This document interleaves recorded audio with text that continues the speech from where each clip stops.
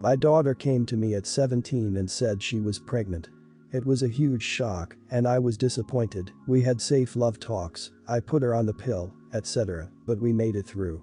When my granddaughter was born, I helped my daughter and her boyfriend as much as I could. I was always told that her birth control failed, and that's why she got pregnant. Fast forward a year later, and they're pregnant once again, birth control failure. I was suspicious, but my daughter swore up and down she was taking her pills, and I was picking them up from the pharmacy for her, so it shouldn't have been a problem. I guess I wasn't the only one suspicious. Her boyfriend started doing some snooping, and one day, I come home to find he's gone, and he took the baby. My daughter is a wreck. I ask what happened. She said that he's accusing her of getting pregnant both times on purpose, is calling her crazy, and wants full custody of both kids. I got her to calm down and asked her a few times if he was right about her getting pregnant on purpose. She finally confessed. She admitted to just not taking her birth control the months she wanted to conceive and flushing them. I have never been more pissed. These pregnancies have caused our family to go into a state of disarray. We had to rearrange our whole lives. I love my grandbaby, but life is 10 times harder. Not the idiot. She can't be an adult having babies and also expect to be taken care of like a little kid. Seriously though, there are deeper issues here. What drives a 17-year-old to want to be a mother? And then to do it again a year later? I suspect that there are loads of issues going unaddressed here. Perhaps you let her move back in, but make family or individual counseling a requirement. The counseling may help untangle some of the things that caused her to think that such horrendously bad choices were, in fact, good choices. Then you can be in a better position to actually help her if you wish, or tell her she's on her own. Your daughter has proved to be a very irresponsible person and a liar. Being a single mother of 2 children at age 19 is an incredibly difficult life situation. Now she has to live with the consequences of her decisions. Since she has been living and surviving on her own, I think you should stay firm in not allowing her to move in. You're not obligated to have her living in your house, and having 2 babies move in will totally change the lifestyle of you and your spouse. If she needs financial or housing assistance, encourage her to look into government programs who often have resources for people in her situation. Not the idiot. As much as it doesn't feel right, it seems like your daughter needs to learn some hard life lessons. She lied about her birth control at least once and obviously is not aware of all the hardships these children bring when she isn't self-sufficient herself. Bringing her back into the house and on your money, I'm sure, just re-establishes the fact she isn't acting like an adult with 2 kids, but rather a kid playing mommy. I really feel sorry for all of you guys stuck in this situation. We have 2 daughters, Jody, who is 26, and Hannah, who is 28. Both of them are engaged to 2 wonderful men who we adore. My wife and I have saved roughly $50,000 for each daughter as a wedding fund. We aren't rich people, so it took us years of being careful with our finances to help pay for half their college and this wedding fund. We sat down with both my daughters separately to talk about their wedding plans. They did not know we had a fund for them. This was probably our first mistake. Hannah immediately said she did not want a large wedding and would rather save money for a house deposit. She was going to do a courthouse wedding followed by a reception next year. So my wife and I agreed we would give her the wedding fund for that purpose. Again, we didn't communicate any of this with her. A huge mistake in hindsight. Jody wanted a decent-sized wedding. Something the fund would have covered. My wife and I decided to pay for several of our family members from out of the country to attend. We knew it would be expensive, but we knew we were only having one traditional wedding, and we hadn't seen some close family close to 20 years. Unfortunately, the costs started going out of control and we ended up taking $15,000 out of Hannah's wedding fund to cover the difference. At the time, we felt okay doing this because the extra costs of the wedding were due to our decisions, not Jody's. The wedding happened a few weeks ago, and it was perfect. The problem now is that Hannah is aware we paid for most of her sister's wedding. She isn't aware about the costs and that we had to use some of her wedding fund. A week after her sister's wedding, she came to us and said she changed her mind after seeing how beautiful it was. That she too wants a wedding like that with all of our extended family. My wife and I had to tell her there was no way we could pay for all the extras again because we thought it'd be a once-in-a-lifetime situation. We told her we'd be giving her around $35K for a house deposit and hosting her reception at our home. Hannah had a complete meltdown and accused us of playing favorites. She left in tears. She is now telling us she's too busy to meet for dinner or lunch when she used to drop by a few times a week. This situation has now reached other members of our family who are chiming in. This has been killing us. My wife told me we should just take the other $25K $30K from our savings to make this smooth over. A part of me agrees, but a larger part of me is angry that we have to mess with our retirement just because Hannah changed her mind. And I know part of her decision change is because of the constant competition our daughters have had growing up. Am I the idiot for thinking everything should stick to the original plan? My wife disagrees with me. You're the idiot. The original plan was $50K for each of them. So Jody got 65% and Hannah got 35% of the $100K. Extra costs were due to our decisions, not Jody's. But why would you dip into Hannah's fund? Weren't you going to give her $50K for a house deposit since she was going to have a cheaper wedding? Yes, your money is your money, but you were playing favorites. If you can top up Hannah's to $50K. Until the planning was done, she had every right to change her mind about the type of wedding she wants. Additionally, you still should have kept the amounts even whether it was for a house or a wedding. You essentially punished the one for wanting a house instead of a party. No wonder they are competitive. You have to now mess with your retirement because of your decisions to spend more than the budget, not because she changed her mind. The blame lies squarely on your shoulders, not hers. You are playing favorites by being unequal with them. You're literally giving one daughter a lot more money. You should have left the other account alone, and she would have been able to use that money for a future house, or whatever. Instead, she's punished for having a more affordable wedding. Of course she's changed her mind now, she saw how great the other wedding was. You should have thought of this sooner. Don't blame your daughter, blame yourself for poor planning. I, 16, will keep this as short as possible. My mum and dad divorced when I was 4, I lived with my mum until I was 14, and my brother lived with my dad. He was 20 when I moved up to live with him and my dad. I have another older brother who still lives with my mother, but he isn't relevant in this, other than the fact I am much closer with him. I had to move in because my mother couldn't take care of me. My dad happily let me come live with him.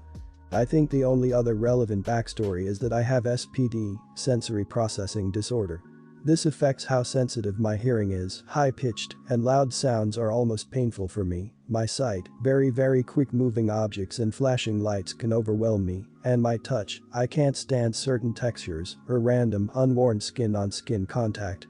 Everyone in my family knows this and is very accommodating, which I'm always incredibly grateful for. Everyone except my brother. He plays extremely high-pitched audio in my ears randomly, he'll flash lights in my eyes, he's even told his friends I love hugs so much, and I'm really happy when people randomly hug me, I'm not. It's been like this for the 2 years I've been living with him and my dad, and it's only gotten worse.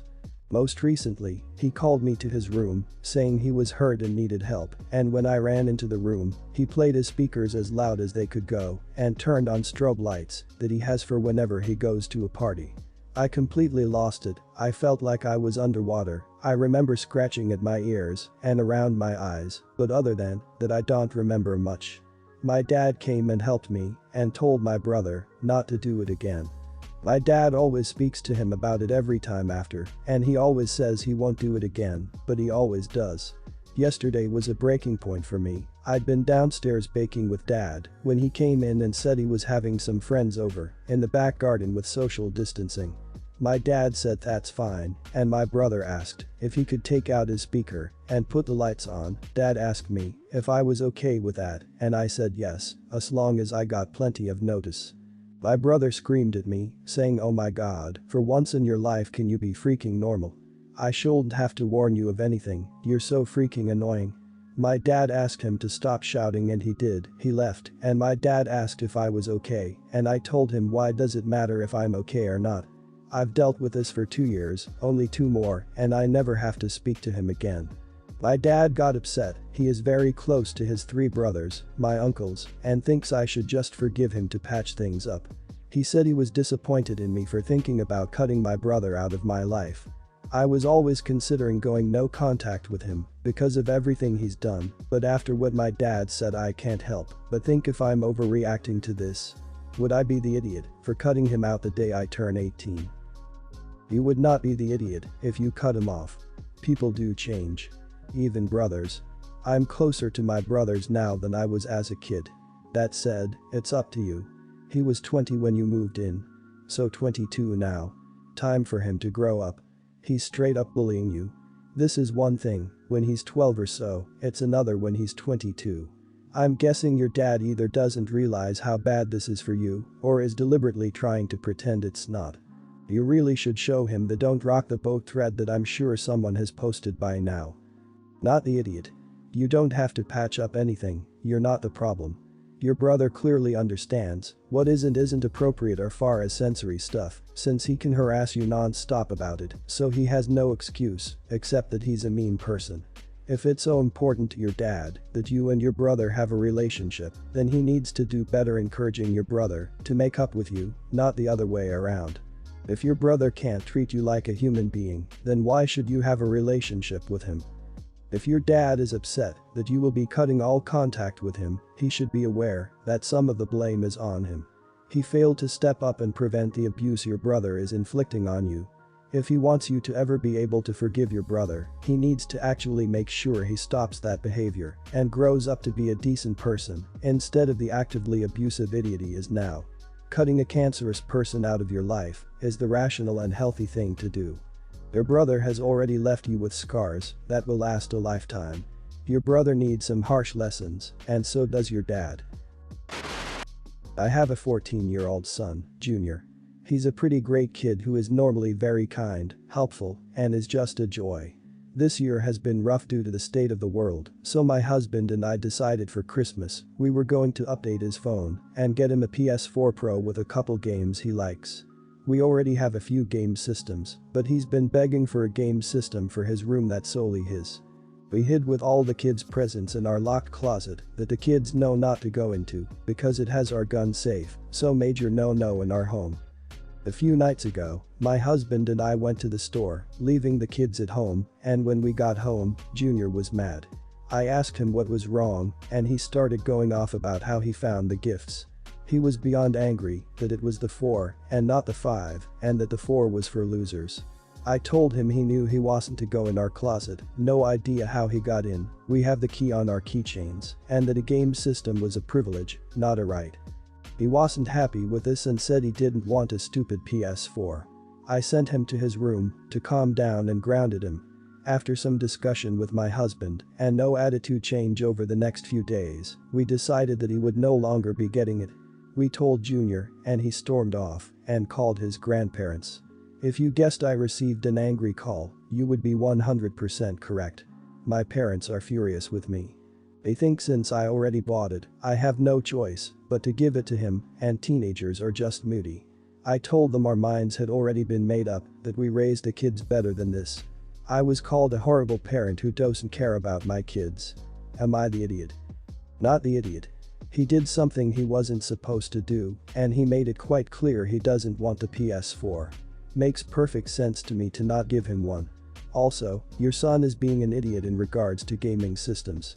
Getting a PS5 now is next to impossible, and take it from someone who worked as a game critic for a decade, being an early adopter is highly overrated.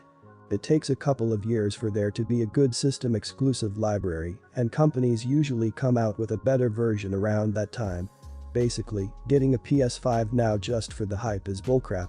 Meanwhile, the PS4 has a great library of games, and many of them are available for cheap. It's a great gift for a gamer who isn't acting like a superficial turd.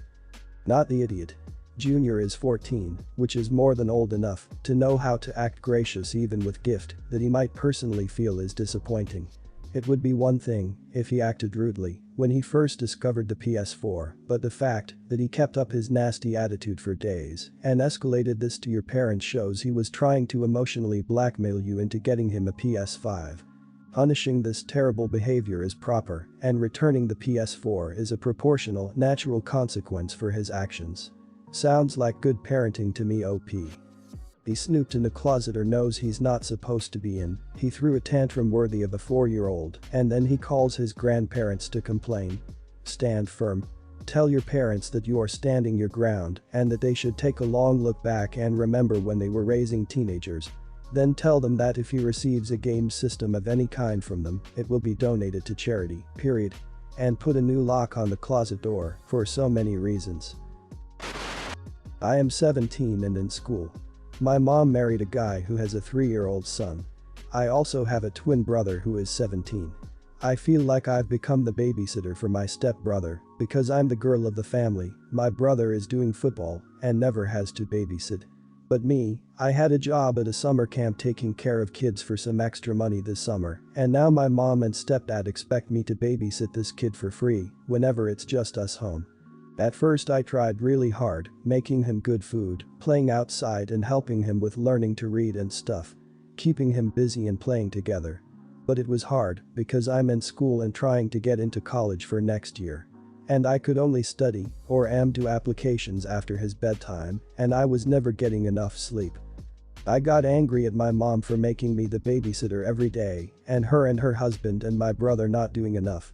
And she had so many excuses like she and my stepfather working, my brother having football. And I have hobbies too, but I can't do them because I've become mommy number 2. Or really mommy number 1 because I spend way more time babysitting than her or anyone else. But my mom wouldn't let me go out after school and leave my stepbrother alone after preschool. I have to pick him up every day when it ends on my walk home. And I can't join the school play because of it. So I've stopped being a real good babysitter. I'll do the bare minimum to keep him safe and nothing else. No more games or reading, I do my own homework instead. I keep him quiet with YouTuber naps, or whatever. I don't cook much, but sandwiches and reheat leftovers, and leave him alone to eat or not eat, instead of giving into picky eating, and after a while of that, he stopped talking so much, his kindergarten teacher said something about his language learning regressing instead of improving. He's been acting up more around my mom and stepdad, but he doesn't tantrum anymore around me because I just leave him alone to scream it out until he tires himself out. I'm doing way better with school, and I'm finally able to get sleep, but the rest of the family is stressed a lot because of his behavioral problems that started coming up after I stopped playing mommy. Am I the idiot for stepping back and doing just the minimum so my stepbrother eats and doesn't get hurt? Not the idiot. This isn't your problem. He isn't your brother, he is just the kid of some guy your mom married. Expecting a 17-year-old to give up their life for that makes them so blatantly the idiots that what you do is minor. Now, having said that, you need to reiterate that you aren't happy with this situation, and if they want his behavior to improve, they need to leave him with a qualified child caregiver. Also, get the hell out of that house as soon as you can. The dorm room will feel really nice compared to your current living situations. Not the idiot. But you might need to talk to someone outside your house about this, especially when you mention he's begun regressing in his development. He's not your kid, and he's not your responsibility, but he is a small child who needs care. Is there a teacher or a trustable guidance counselor you could speak to and get advice from? An aunt or uncle or grandparent who could advocate for you with your parents? This situation is untenable, and it's a potential recipe for disaster in the long run.